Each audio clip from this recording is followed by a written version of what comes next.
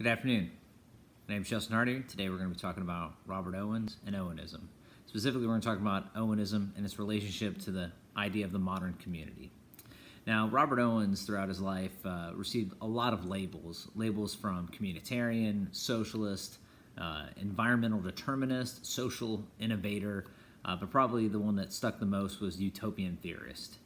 To provide just kind of a quick 30-second version of his life, he was born in Wales in the late 1700s. At the age of 10, he left home to go work in a larger city as a drapery apprentice. There he found success amongst the British Industrial Revolution, continuing to move up the social economic ladder of the time.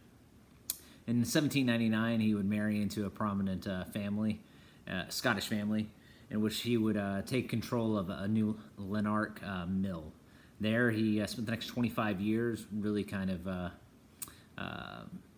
perfecting, if you will, or trialing at the very least, many of his ideas on social economic theory, education, and just general social integration.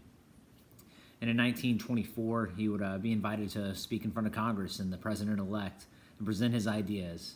And that same speech, he had the opportunity to really put out his vision for a New Harmony, Indiana, which would be his biggest failure but biggest undertaking, in which he spent about 2+ years on the Indiana frontier, the New America, really trying to bring his vision to fruition. Now, I want to kind of leave that to the side for a moment here, and we're going to talk about some interesting research by a gentleman named Rogers in 2018 and a gentleman named Hatcher in 2013. These two researchers really didn't focus on the socialism aspect of Owens, which many researchers do.